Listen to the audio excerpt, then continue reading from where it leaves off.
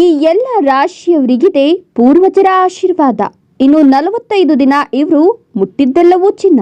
ಹೌದು, ಈ ಬಾರಿಯ ಶುಭ ಯೋಗಗಳು ಈಗಾಗಲೇ ಆರಂಭಗೊಂಡಿದ್ದು ಮುಂದಿನ ತಿಂಗಳಿನಿಂದ ಶುಭ ಯೋಗದೊಂದಿಗೆ ಶುಭ ಸಮಯಗಳು ಕೂಡ ಶುರುವಾಗಲಿದೆ.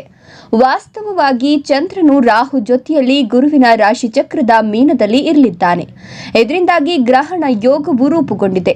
ಆದರೆ ಈ ಸಮಯದಲ್ಲಿ ಗ್ರಹಣ ಯೋಗದ ಜೊತೆಗೆ ಹಲವು ಶುಭ ಯೋಗಗಳು ರೂಪುಗೊಳ್ಳುತ್ತಿವೆ. ಈ ಶುಭ ದಿನಗಳಲ್ಲಿ ಕನ್ಯಾ ರಾಶಿಯಲ್ಲಿ ಸೂರ್ಯ ಮತ್ತು ಬುಧ ಸಂಯೋಗವಿರುತ್ತದೆ ಮತ್ತು ಶುಕ್ರನು ತುಲಾ ರಾಶಿಯಲ್ಲಿ ಸಾಕ್ತಾನೆ.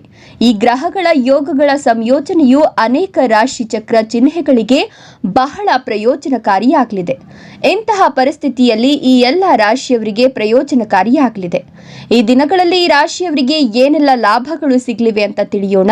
ಅದಕ್ಕೂ ಮುನ್ನ ರಾಶಿ ಚಕ್ರ, ಜ್ಯೋತಿಷ್ಯ ಹಾಗೂ ಗುರು ಹಿರಿಯರ ಆಚಾರ ವಿಚಾರಗಳ ಮೇಲೆ ನಂಬಿಕೆ ಇದ್ರೆ ತಪ್ಪದೆ ಒಂದು ಲೈಕ್ ಮಾಡಿ.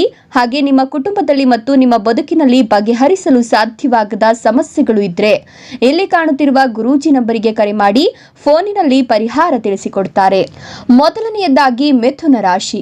ಮಿಥುನ ರಾಶಿಯ ಜನರು ಈ ತಿಂಗಳು ಈ ಸಮಯದಲ್ಲಿ ಭೂಮಿ ಮತ್ತು ಆಸ್ತಿಯ ವಿಷಯದಲ್ಲಿ ಲಾಭವನ್ನು ಪಡೆಯುವ ಎಲ್ಲ ಸೂಚನೆಗಳಿವೆ ಮತ್ತು ಅವರ ಪೂರ್ವಜರ ಆಶೀರ್ವಾದದಿಂದ ನಿಮ್ಮ ಜೀವನದಲ್ಲಿ ನಡೆಯುತ್ತಿರುವ ಸಮಸ್ಯೆಗಳಿಂದ ಪರಿಹಾರ ಪಡಿತೀರಿ ಮತ್ತು ಈ ಸಮಯದಲ್ಲಿ ನೀವು ಮಾಡುವ ಕೆಲಸವು ಯಶಸ್ವಿಯಾಗುತ್ತದೆ. ನಿಮ್ಮ ಧೈರ್ಯ ಮತ್ತು ಶೌರ್ಯದಲ್ಲಿ ಹೆಚ್ಚಳವನ್ನು ಸಹ ನೀವು ಕಾಣ್ತೀರಾ. ನೀವು ಯಾವುದೇ ಸಂಸ್ಥೆ ಅಥವಾ ವ್ಯಕ್ತಿಯಿಂದ ಸಾಲವನ್ನು ಪಡೆಯಲು ಬಯಸಿದ್ರೆ ಈ ಅವಧಿಯಲ್ಲಿ ನಿಮ್ಮ ಆಸೆಯನ್ನು ಸಹ ಪೂರೈಸಬಹುದು. ಜೊತೆಗೆ ಉದ್ಯೋಗ ಮತ್ತು ವ್ಯವಹಾರದಲ್ಲಿ ಉತ್ತಮ ಪ್ರಗತಿ ಕಂಡುಬರುತ್ತದೆ ಮತ್ತು ವೃತ್ತಿಯಲ್ಲಿಯೂ ಶುಭ ಫಲಿತಾಂಶಗಳನ್ನು ಸಾಧಿಸಲಾಗುತ್ತದೆ.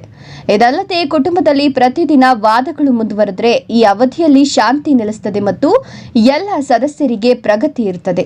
ಎರಡನೆಯದಾಗಿ ಕಟಕ ರಾಶಿ. ಕಟಕ ರಾಶಿಯ ಜನರು ಈ ತಿಂಗಳು ಈ ಶುಭ ಸಮಯದಲ್ಲಿ ತಮ್ಮ ಆರ್ಥಿಕ ಸ್ಥಿತಿಯಲ್ಲಿ ಸುಧಾರಣೆಯನ್ನು ಕಾಣ್ತಾರೆ ಮತ್ತು ಅವರ ಕನಸು ಕೂಡ ಹಂತ ಹಂತವಾಗಿ ಈಡೇರುತ್ತೆ ಮತ್ತು ಬಹಳ ದಿನಗಳಿಂದ ಬಾಕಿ ಇದ್ದ ಕೆಲಸಗಳು ಪೂರ್ವಜರ ಆಶೀರ್ವಾದದಿಂದ ಈ ಅವಧಿಯಲ್ಲಿ ಪೂರ್ಣಗೊಳ್ಳುತ್ತವೆ ಮತ್ತು ಪಿತೃದೋಷದಿಂದ ಮುಕ್ತಿಯು ದೊರೆಯುತ್ತದೆ.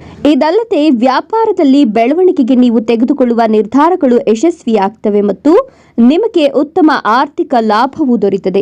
ಈ ರಾಶಿ ಚಕ್ರ ಚಿಹ್ನೆಯ ಉದ್ಯೋಗಿಗಳು ಉದ್ಯೋಗದಲ್ಲಿ ಬದಲಾವಣೆಯನ್ನು ಯೋಜಿಸುತ್ತಿದ್ದರೆ ಈ ಅವಧಿಯಲ್ಲಿ ನಿಮ್ಮ ಆಸೆ ಈಡೇರುವ ಎಲ್ಲ ಸೂಚನೆಗಳಿವೆ. ಈ ಸಮಯದಲ್ಲಿ ನಿಮ್ಮ ಸಂಗಾತಿಯೊಂದಿಗೆ ಅಥವಾ ಕುಟುಂಬದೊಂದಿಗೆ ನೀವು ನಿಮ್ಮ ಪೂರ್ವಜರ ಹೆಸರಿನಲ್ಲಿ ದಾನ ಕಾರ್ಯಗಳನ್ನು ಮಾಡಿ.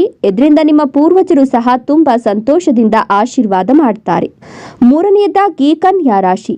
ಕನ್ಯಾ ರಾಶಿಯ ಜನರ ಒತ್ತಡವು ಈ ತಿಂಗಳು ಈ ಸಮಯದಲ್ಲಿ ಕಡಿಮೆಯಾಗ್ತದೆ ಅಂತ ತೋರ್ತದೆ ಮತ್ತು ನಿಮ್ಮ ಜೀವನ ಶೈಲಿಯಲ್ಲಿ ನೀವು ಸುಧಾರಣೆಯನ್ನು ಕಾಣ್ತೀರಿ. ಇದಲ್ಲದೆ ನೀವು ಎಲ್ಲಿಯವರೆಗೂ ಚಿಂತಿಸುತ್ತಿದ್ದ ಎಲ್ಲ ಕಾರ್ಯಗಳು ಈ ಅವಧಿಯಲ್ಲಿ ನಿಮ್ಮ ಶ್ರಮದಿಂದ ಪೂರ್ಣಗೊಳ್ಳಲು ಪ್ರಾರಂಭಿಸುತ್ತವೆ ಮತ್ತು ನಿಮ್ಮ ಗೌರವದಲ್ಲಿ ಉತ್ತಮ ಹೆಚ್ಚಳ ಕಂಡುಬರುತ್ತದೆ. ಜೊತೆಗೆ ಈ ಅವಧಿಯಲ್ಲಿ ನಿಮ್ಮ ಪೂರ್ವಜರ ಆಶೀರ್ವಾದದಿಂದ ನಿಮ್ಮ ಆದಾಯದಲ್ಲಿನ ಹೆಚ್ಚಳದಿಂದಾಗಿ ನಿಮ್ಮ ಆರ್ಥಿಕ ಸ್ಥಿತಿಯು ಸುಧಾರಿಸುತ್ತದೆ ಮತ್ತು ನೀವು ಕುಟುಂಬದ ಎಲ್ಲ ಜವಾಬ್ದಾರಿಗಳನ್ನು ಉತ್ತಮವಾಗಿ ನಿರ್ವಹಿಸುತ್ತೀರಿ. ಇನ್ನು ನಿಮ್ಮ ಆರೋಗ್ಯವು ಉತ್ತಮವಾಗಿರುತ್ತದೆ. ಇದರಿಂದಾಗಿ ನೀವು ದೈಹಿಕವಾಗಿ ಮತ್ತು ಮಾನಸಿಕವಾಗಿ ಸದೃಢರಾಗ್ತೀರಿ ಮತ್ತು ಕುಟುಂಬದ ಎಲ್ಲ ಸದಸ್ಯರ ನಡುವೆ ಪರಸ್ಪರ ಪ್ರೀತಿ ಇರುತ್ತದೆ ಮತ್ತು ಪೂರ್ವಜರ ಜೊತೆಗೆ ನೀವು ಪೋಷಕರ ಆಶೀರ್ವಾದವನ್ನು ಸಹ ಈ ಸಮಯದಲ್ಲಿ ಪಡಿತೀರಿ. ನಾಲ್ಕನೆಯದಾಗಿ ಧನುರಾಶಿ. ಧನುರಾಶಿಯವರು ಈ ತಿಂಗಳು ಈ ಸಮಯದಲ್ಲಿ ನಿಮ್ಮ ಉತ್ತಮ ಪ್ರಯತ್ನಗಳಿಂದ ಅನೇಕ ಹಣದ ಮೂಲಗಳನ್ನು ಪಡೆಯುವ ಸಾಧ್ಯತೆ ಹೆಚ್ಚಿದೆ. ಇದು ಬ್ಯಾಂಕ್ ಬ್ಯಾಲೆನ್ಸ್ ಅನ್ನು ಹೆಚ್ಚಿಸುತ್ತದೆ ಮತ್ತು ನಿಮ್ಮ ಸೌಕರ್ಯಗಳನ್ನು ಹೆಚ್ಚಿಸುತ್ತದೆ ಹಾಗೂ ಈ ಅವಧಿಯಲ್ಲಿ ನೀವು ಸ್ನೇಹಿತರು ಮತ್ತು ಪ್ರೀತಿ ಪಾತ್ರರಿಂದ ಸಂಪೂರ್ಣ ಬೆಂಬಲವನ್ನು ಪಡಿತೀರಿ. ಇದರಿಂದಾಗಿ ನಿಮ್ಮ ಅಪೂರ್ಣ ಕಾರ್ಯಗಳು ಪೂರ್ಣಗೊಳ್ಳುತ್ತವೆ. ನಿಮ್ಮ ಪೂರ್ವಜರ ಹೆಸರಿನಲ್ಲಿ ಕೈಲಾದಷ್ಟು ಬಡವರಿಗೆ ದಾನ ಮಾಡಿ. ಇದರಿಂದಾಗಿ ನಿಮ್ಮ ಪೂರ್ವಜರು ತುಂಬಾ ಸಂತೋಷವಾಗಿರ್ತಾರೆ ಮತ್ತು ಪಿತೃದೋಷದಿಂದ ಸಹ ನೀವು ಪರಿಹಾರವನ್ನು ಪಡಿತೀರಿ. ಈ ಅವಧಿಯು ಹೂಡಿಕೆಗೆ ತುಂಬಾ ಒಳ್ಳೆಯದು ಮತ್ತು ಮುಂದಿನ ದಿನಗಳಲ್ಲಿ ನೀವು ಲಾಭವನ್ನು ಪಡಿತೀರಿ ಹಾಗೂ ಈ ಅವಧಿಯಲ್ಲಿ ಕುಟುಂಬದೊಂದಿಗೆ ಕೆಲವು ಧಾರ್ಮಿಕ ಸ್ಥಳಕ್ಕೆ ಭೇಟಿ ನೀಡಿ. ಇದು ಈ ಸಮಯದಲ್ಲಿ ತುಂಬಾ ಒಳ್ಳೆಯದು. ನಿಮ್ಮ ಪ್ರೀತಿಯ ನಡೆಯಿಂದ ಸಂಗಾತಿಯೊಂದಿಗಿನ ನಿಮ್ಮ ಸಂಬಂಧವು ಬಲಗೊಳ್ಳುತ್ತದೆ. ಐದನೆಯದಾಗಿ ಕುಂಭರಾಶಿ. ಕುಂಭರಾಶಿಯವರಿಗೆ ಈ ತಿಂಗಳು ಈ ಸಮಯದಲ್ಲಿ ಭೂಮಿ ಮತ್ತು ಆಸ್ತಿಯಲ್ಲಿ ಹೂಡಿಕೆ ಮಾಡೋದ್ರಿಂದ ಉತ್ತಮ ಲಾಭಗಳಿರ್ತವೆ. ಪೂರ್ವಜರ ಆಶೀರ್ವಾದದಿಂದಾಗಿ ಹಣಕಾಸಿನ ಲಾಭದ ವಿಶೇಷ ಅವಕಾಶಗಳಿವೆ ಮತ್ತು ಕೆಲವು ಸದಸ್ಯರು ಒಳ್ಳೆಯ ಸುದ್ದಿಗಳನ್ನು ಕೇಳ್ತಾರೆ. ನಿಮ್ಮ ಹಣ ಎಲ್ಲೋ ಸಿಕ್ಕಿ ಹಾಕಿಕೊಂಡಿದ್ರೆ ಈ ಅವಧಿಯಲ್ಲಿ ಅದನ್ನು ಮರಳಿ ಪಡೆಯುವ ಸಾಧ್ಯತೆ ಹೆಚ್ಚಿದೆ. ಜೊತೆಗೆ ನಿಮ್ಮ ವ್ಯಾಪಾರವನ್ನು ವಿಸ್ತರಿಸಲು ನೀವು ಬಯಸಿದ್ರೆ ಈ ಅವಧಿಯು ನಿಮಗೆ ಮಂಗಳಕರವಾಗಿರುತ್ತದೆ. ಹಾಗಾಗಿ ಈ ಸಮಯವನ್ನು ಸದುಪಯೋಗ ಮಾಡಿಕೊಳ್ಳಿ. ಇದಲ್ಲದೆ ಉದ್ಯೋಗಸ್ಥರು ಈ ಅವಧಿಯಲ್ಲಿ ಕೌಶಲ್ಯಗಳನ್ನು ಕಲಿಯಲು ಮತ್ತು ತಮ್ಮ ವೃತ್ತಿ ಜೀವನವನ್ನು ಮುನ್ನಡೆಸಲು ಅವಕಾಶಗಳನ್ನು ಪಡೆಯುತ್ತಾರೆ.